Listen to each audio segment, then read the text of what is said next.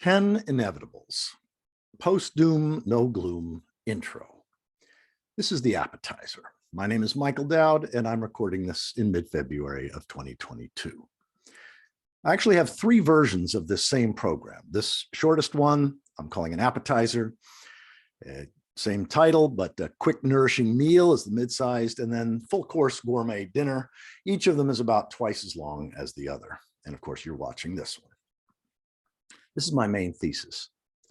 Confusion and collective insanity reign without a life-centered view of ecology, energy, and history. Enthralled by gee-whiz technology and blind to 10 collapse-related inevitabilities, we stumble into a future of ecological and societal certainties that most people cannot see or will vehemently deny.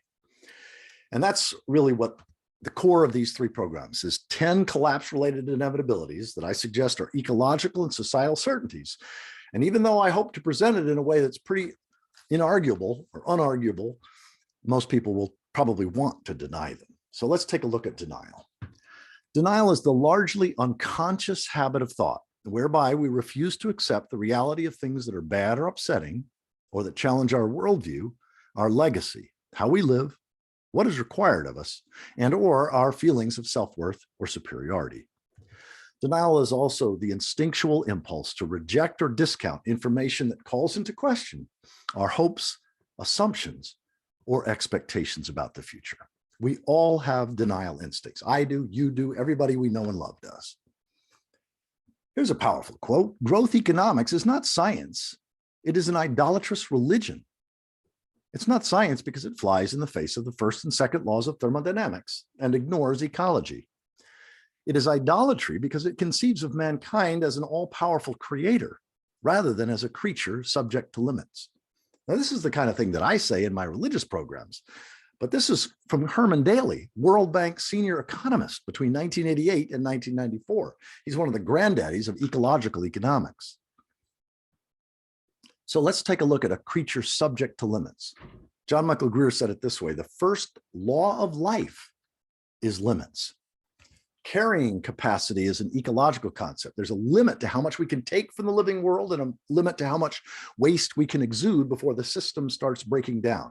It's called carrying capacity. In the ecological world, it's grace limits. We stand to lose the grace of the living world by taking too much and exuding too much waste. We have to honor limits. We need to also demythologize faith.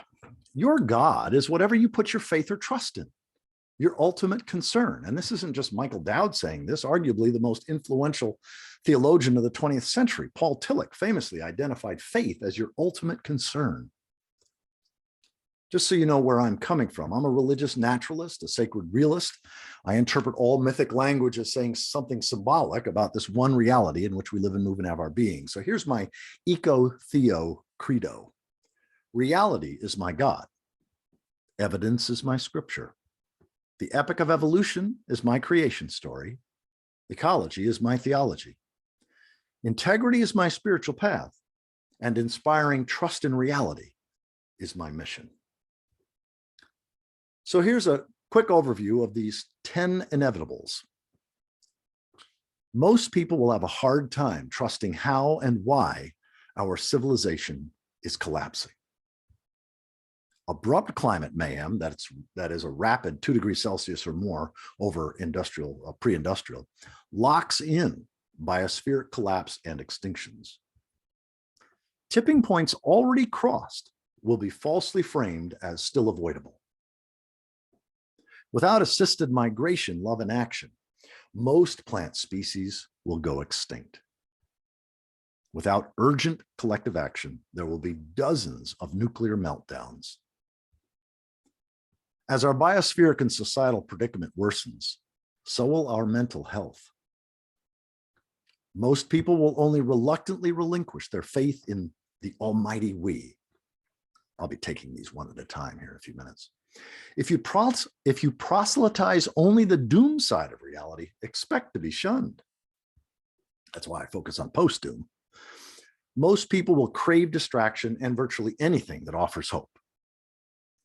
And elite universities The Intergovernmental Panel on Climate Change, the mainstream media, and politicians and best-selling authors will remain first-rate legal hopium dealers. I suggest that why it's important, why I'm doing these programs, is because when we can trust what is inevitable, what's truly inevitable, there are benefits to our lives and our relationships that aren't accessed in any other way. It's accepting reality. It's faith in life as it is, not as you wish it was, and faith in time, past, present, and future, including a future that may not include us, having trust in that process. So here are a number of benefits. There's many more than these. These are just a first draft. Clarity replaces confusion, awe replaces dread, and compassion replaces blame and guilt. It reprioritizes nearly everything around what matters most and what doesn't. It's kind of like a person who gets diagnosed with a terminal illness. Everything gets reprioritized. A calm urgency to get complete with self, family, others, life, and legacy. It focuses attention on home, family, community, what's local, what's joyful, what's meaningful. It offers freedom from shoulds, oughts, have tos, and freedom for could, might, get tos. It offers overwhelming gratitude, and I mean overwhelming gratitude, and an expansive sense of empathy and radical trust, a trust in reality as it is, and an expanded sense of self, the greening or universalizing of the self, as Joanna Macy says, and of impermanence and death as sacred, as holy. And what I mean by that is it's just more important than us. It's to be cherished above all else. Now, we're used to thinking of civilized as positive and primitive as negative, but these quotes will call that into question. Forests precede civilizations, and deserts follow them. All of our exalted technological progress, civilization for that matter, is comparable to an axe in the hand of a pathological criminal. Civilization is a hopeless race to discover remedies for the evils it produces. The end of the human race will be that it will eventually die of civilization. And the earth is littered with ruins of empires and civilizations that once believed they were eternal. Now, these are heavyweight quotes. So let's take these one at a time. 10 inevitables, post-doom, no gloom. Most people will have a hard time trusting how and why our civilization is collapsing. This is an amazing book, little 75-page book by William Ophuls, Immoderate Greatness, Why Civilizations Fail. I've recorded the entire thing. If you just Google his name in SoundCloud, you'll get there. Because in secular language, the reason civilizations fail is hubris, as he says in the title of the book, Immoderate Greatness. In mythic language, it's idolatry. It's human-centeredness rather than life-centeredness. And here's how he begins his book, Apologies, another little short book, Apologies to the Grandchildren. Civilization is, by its very nature, a long-running Ponzi scheme. It lives by robbing nature and borrowing from the future, exploiting its hinterland until there's nothing left to exploit, after which it implodes. While it still lives, it generates a temporary and fictitious surplus that it uses to enrich and empower the few and to dispossess and dominate the many. Industrial civilization is the apotheosis and quintessence of this fatal course. A fortunate minority gains luxuries and freedoms galore, but only by slaughtering, poisoning, and exhausting creation.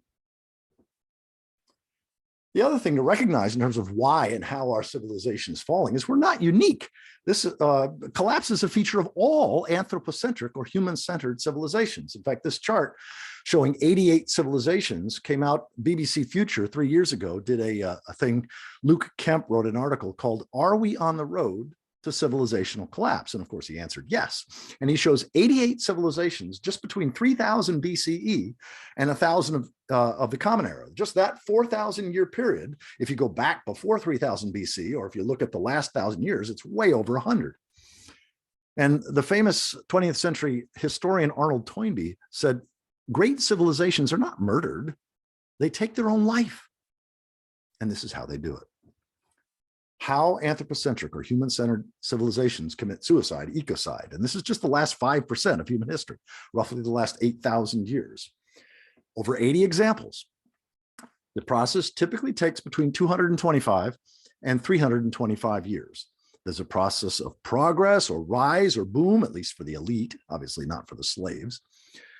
Overshooting of carrying capacity is this whole process. Whenever we degrade the living world, we are overshooting the carrying capacity. And then there's regress, fall, bust. And once a civilization starts on the downslope, it's an unstoppable process. We have no example in literally over 100 examples total, but in the 80 he talks about, 88, we don't have any examples of a civilization becoming sustainable on the way down. It's unstoppable. It's a process, not an event. That's what a lot of people don't realize. Collapse is a process. But the amazing thing, when you really think about it, is that our inner world of feelings and expectations, it matters when we're born and when we die. If we're born and we die in times of expansion and times of carrying capacity surplus, as they say, more than enough resources and energy, well, hey, you expect your kids and grandkids to have it better than you. It's just obvious. Everybody knows that. If you're born and you die in times of regress, in times of fall, in times of decline, well, of course, your kids and grandkids are going to have it worse than you. You know that. They expect that. Everybody does. It's when you're born in times of expansion and it shifts in your lifetime. That's what we call suffering. And that's where all of us are. We suffer because we're ignorant of even the basics of ecology, energy, and history. This is one of the most important things I'll say. Sustainable means faithful. Unsustainable means unfaithful. And I suggest that everything else is but a footnote or a distraction. Now, faithful to who? Faithful to what? Well, faithful to the past, faithful to the future, the seventh generation, so to the ancestors and the seventh generation, the descendants, and faithful to the body of life, Gaia, whatever your name for this, our biophysical creator, sustainer, and end. It's fidelity. And if we don't understand that, we don't understand the nature of sustainability at all. Richard Heinberg famously said, our fundamental predicament is not climate change. It is overshoot, of which global warming is a symptom. There's a distinction between problems which we can potentially solve and predicaments that we can't solve. And ours is a predicament. And it turns out climate change isn't the biggest problem. Overshoot, ecological overshoot is. Climate mayhem, the death of the oceans, plant and animal annihilation, topsoil poisoning and loss, critical resource depletion, chemical and nuclear wastes, the growing gulf between the rich and the poor, economic instability and insanity, political polarization and conflict, the contracting of in-groups, and the rise of totalitarianism and other isms. These things command our attention, and yet they're all symptoms. They're symptoms of ecological overshoot, which is itself caused by how we define and measure wealth, well-being, and success. If we measure and define wealth, well-being, and success in human-centered terms, we will commit ecological overshoot. We go into overshoot and we crash. Only life-centered, biocentric, or ecocentric measures of well-being. How well is the soil doing decade by decade? How well are the forests doing decade by decade? How are the other species doing decade by decade? That's the only sane measure of wealth and well-being. Human-centered measures, how well individuals or corporations or kings or empires are doing, is always self-destructive. There's no examples in history that don't bear that out. And climate mayhem, death of the oceans, and plant and animal annihilation, these are already in runaway mode. Each of them is an extinction level item, predicament, and they're all in runaway. We can't stop them. So most people will have a hard time trusting how and why our civilization is collapsing. And I go in my longer programs on this, I go into the details and much more on that. I spend a lot of time on that one. Abrupt climate mayhem, that is like 10,000 years of climate change in half a human lifetime. A rapid 2 degrees Celsius or more rise in temperature past pre-industrial locks in biospheric collapse and extinctions, and we're already there. For example, here's an image of industrial civilization. This is the last 272 years. We see a gradual downward trend that then goes into out of control, decline, runaway, unstoppable mode. That's the nature of collapse. Collapse isn't like this. Collapse is a process that usually takes many, many decades or sometimes a century or two. And this is known as the Great Acceleration. In fact, if you Google Great Acceleration, you'll find it. It's the Great Acceleration, however, of biospheric collapse. This is 7 decades ago, and this is 2 decades ago. So everything we depend upon, there's not a single system that humans rely upon that isn't not only in decline, but is now in precipitous freefall and has been for between 2 and 7 decades. I'll say more about this here in a few minutes. But if you Google Great Acceleration, you find all these charts that have everything going up. Socioeconomic trends, Earth system trends, and because of the way our brains work, we innately think, oh, that must be good. It's going up. You know, it's kind of like positive feedback loops. That means self-reinforcing. It doesn't mean positive as in good. So really, we need to see this. We need to see this chart the way it really is, because on the left are ecocidal trends. On the right are Earth system collapse trends. So here I've turned it on its head. Gaia's health, the stability of the biosphere, has been in decline for centuries and an unstoppable collapse for 2 to 7 decades. Again, this is 70 years ago and 20 years ago. It's the Great Acceleration of biospheric collapse. So the stability that allowed grain to be grown, the stability that allowed civilizations to develop, we've now lost that. Carbon dioxide, methane, nitrous oxide, it's already in runaway mode. Ice. The Arctic sea ice, Antarctica, Greenland, we're going to lose virtually all the ice of the world. Not overnight, obviously, but this is going to radically impact the climate and weather. It's already doing it even now. The oceans, plankton, corals, fish, ocean acidification, ocean deoxygenation, and ocean rise. Somewhere between 25 and 40 feet of sea level rise is already baked in. It's locked in. We can't stop it. Soil. The amount of soil, the fertility of soil, the moisture of the soil, permafrost being released, methane in the Arctic, in the tundra, in the permafrost. It's all in runaway mode. And then mass extinctions of plants, animals. Turns out there have only been 2 mass extinctions in Earth's history where we lost the insects in the forests. And it turns out we are actually adding carbon faster than that, than either of those. Tipping points already crossed will be falsely framed as still avoidable. And on my main website, the postdoom.com website, on the resources page, I have this: Abrupt Runaway Climate Mayhem, Tipping Points. And Peter Carter, Guy McPherson, Robert Hunsaker, Nick Humphrey, meteorologist Nick Humphrey, William Rees, Paul Beckwith, and Dar Jamel, Jem Bendell, Catherine Ingram, Stan Rushworth. Each of these presentations is amazing, so powerful, so inarguable around abrupt climate mayhem. I encourage you, if you think we can still control things, please take time to watch these. It will transform your life in a positive way, because then you'll have access to these benefits I talked about earlier. Here's the truth. No matter what we do, there's nothing that we can do. These extinction level tipping points are already in the rearview mirror. The loss of the world's ice, methane belching from permafrost, hydrates, clathrates, oil and gas wells and wetlands, ocean, I've already mentioned this, acidification, deoxygenation, 25 to 40 feet of abrupt nonlinear. That means not gradual. It goes in bursts and steps. Sea level rise, the great conflagration of the world's forest. The world's forests, most of the world's forests are already in runaway. There'll be bigger forest fires, more intense forest fires, more forest fires, no matter what. Even if we could stop emissions tonight in some miraculous way, which of course we can't, carbon dioxide and methane would still go up because of the great conflagration of the world's forests. It's out of control, carbon dioxide and methane emissions. Loss of most species, plants and animals, on land and in lakes, rivers, and oceans. And we're probably on the list. It's possible that some humans may survive this, but there's a greater likelihood that any mammal larger than this that can burrow into the ground will be lost in the next 50 to 100 years, if not sooner than that. And increasingly severe and deadly weather, storms, floods, droughts, hurricanes. So tipping points already crossed will be falsely framed, because that's the way. The media, the government, even the IPCC talks about we're at risk of passing tipping points. We need to be careful. No, there's at least a dozen that are already in the rearview mirror. We've already passed them a decade or 2 or longer ago.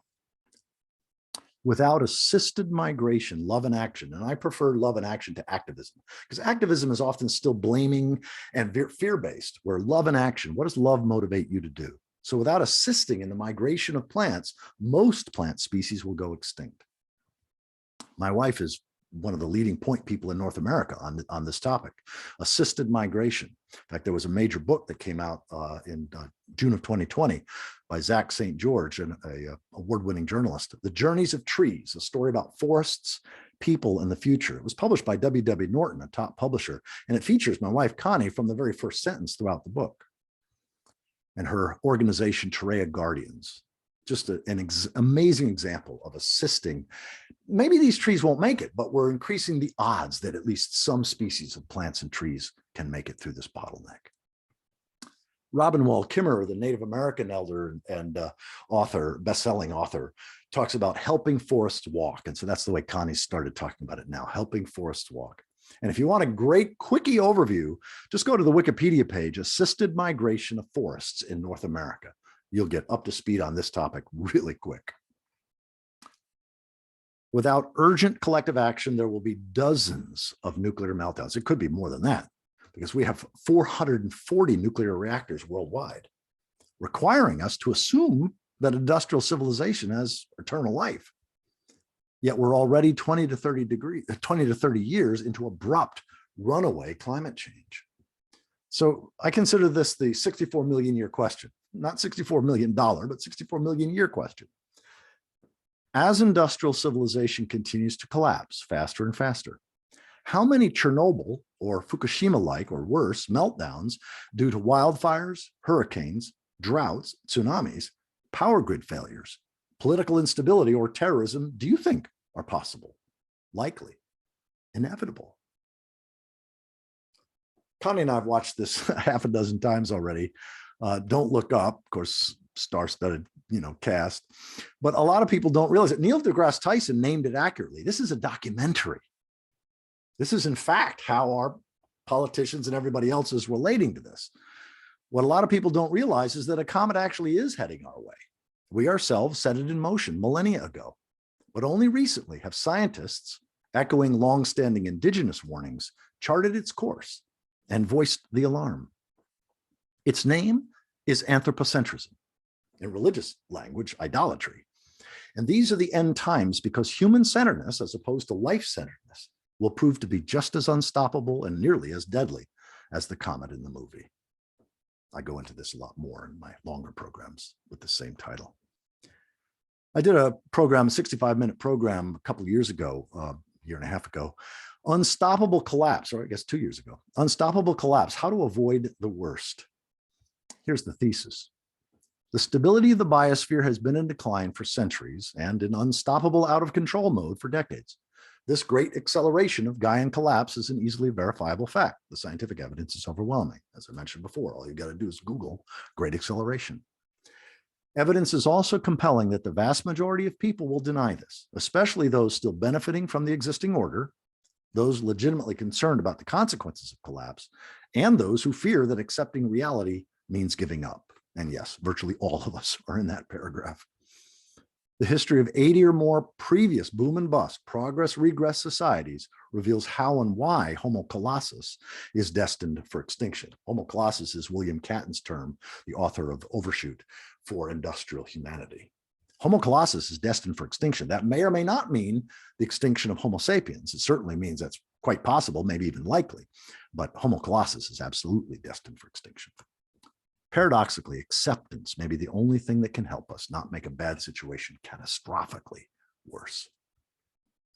I suggest that to avoid becoming evil on a geological timescale, that is on a millions of year timescale, we must minimize deadliest toxicity, nuclear, chemicals, etc. We must assist plants, especially trees, in migrating poleward. Hundreds, maybe thousands of species of trees will go extinct if we don't assist them, and other plants too. And then also investing time, energy, and resources in all things regenerative, and learn from and support indigenous resistance and wisdom.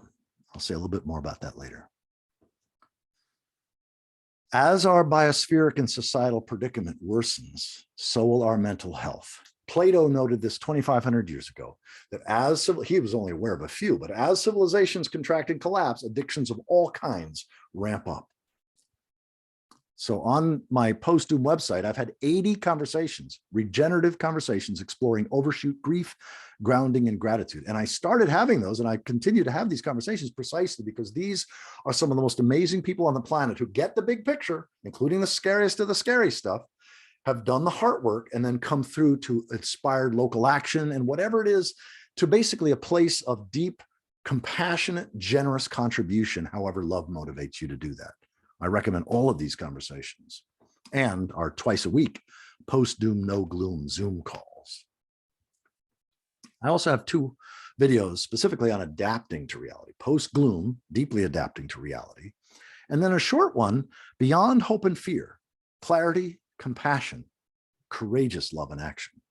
And the only way, we don't like this, but the only way beyond the pendulum of bouncing back and forth between hope and fear is the path of grief. We can't avoid grief.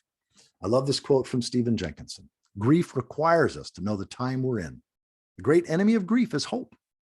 Hope is the 4-letter word for people who are unwilling to know things for what they are. Our time requires us to be hope-free, to burn through the false choice of being hopeful or hopeless. There are 2 sides of the same con job. Grief is required to proceed. And Joanna Macy, great quote, the depth of your grief is the measure of your love. You wouldn't be feeling grief if you didn't love. So we will see mental health as biospheric and societal predicament worsens, so will our mental health. And that's why we can definitely have compassion for ourselves and each other in this process. Most people will only reluctantly relinquish their faith in the almighty we. A widely held belief that offers short-term hope, but will soon morph into crushing disappointment and dozens of nuclear catastrophes, is what I call the hubris of the almighty we. It's an ecocidal religious faith in omnipotent human agency, a secular religious faith in omnipotent human agency. Whether we call it progress and development, biosphere management, climate restoration, which is another way of saying geoengineering, species level awakening, or the evolution of consciousness. All of these are different examples of the belief in omnipotent human agency, the hubris of the almighty we. I love this cartoon. It's not too late to stop the worst of climate change if we all accept reality and work together for the common good. We're fucked. And that's the key. If we all become vegans, if we all stop flying, if we all stop driving, if we all vote the right people into office. No, all of these are examples of the hubris of the almighty we. If you proselytize only the doom side of collapsed reality, expect to be shunned. I mean, this is obvious, but on the post-doom website, I have definitions of doom, 3 definitions of doom and 3 definitions of post-doom that I actually spent over a year fine-tuning with the help of a lot of friends and colleagues. So you'll find both those definitions on those 2 pages and also in my longer programs with the same title. Most people will crave distraction and virtually anything that offers hope. And related to that is that elite universities, the IPCC, mainstream media, and politicians, and New York Times bestselling authors will remain first-rate legal hopium dealers. Don't worry, there'll be a lot of stuff under the table that you can also access, but this is the legal stuff. And by hopium, what I mean is hopium, remember this chart, the great acceleration of biospheric collapse? Hopium is a comforting vision of the future that requires breaking the laws of physics, biology, or ecology, such as thinking that we can slow, stop, or reverse the great acceleration of biospheric collapse. Let me wind down. Progressing, how do we define progress? I mean, in terms of it's producing ecocide. Defining and measuring progress in short-term human-centered, that is anti-future ways, leads good people to unknowingly cheerlead great evil. Banking on technofix or political so-called solutions will lead to catastrophic nuclear meltdowns and incalculable extinctions. Problems caused by economic growth and development will not be solved by more of the same. Indeed, our predicament will worsen. And understanding ecology, energy, and history undermines expectations that human ingenuity, technology, or the market can save industrial civilization. Turns out that ingenuity, technology, and the market are what's causing ecocide in the first place. So back to the thesis. Confusion and collective insanity reign without a life center that is an ecocentric understanding of ecology, energy, and history. Enthralled by gee-whiz technology and blind to 10 collapse-related inevitabilities, we stumble into a future of ecological and societal certainties that most people cannot see or will vehemently deny. So just to review, the first half, the first 5 are mostly biophysical and ecological inevitabilities, and the last 5 are more sociological and psychological inevitabilities. Most people have a hard time trusting how and why our civilization is collapsing. Abrupt climate mayhem, that's a rapid 2 degrees Celsius or more, locks in biospheric collapse and extinctions. Tipping points already crossed will be falsely framed as still avoidable. Without assisted migration, love, and action, most plant species will go extinct. Without urgent collective action, there will be dozens of nuclear meltdowns.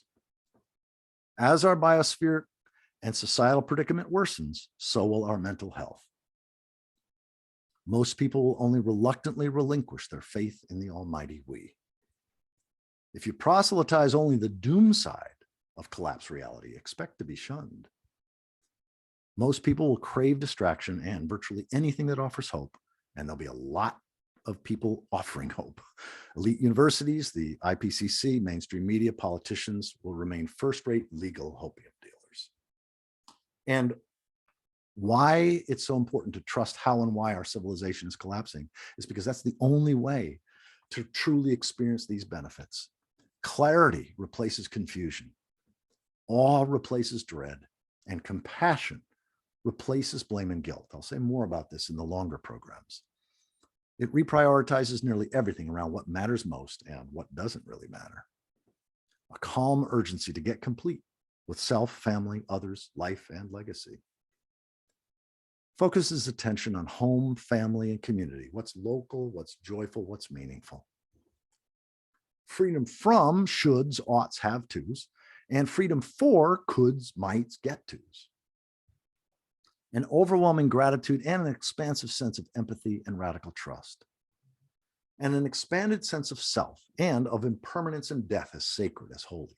Now, I want to say this, that obviously if somebody's struggling, if they're low on Maslow's hierarchy and they're struggling to get food on their table or food for their children, or they're worried about where they're going to live, obviously these benefits are irrelevant to them. There needs to be a certain level of privilege, or at least a certain level of basic survival that's handled before these become unstoppable in your own life.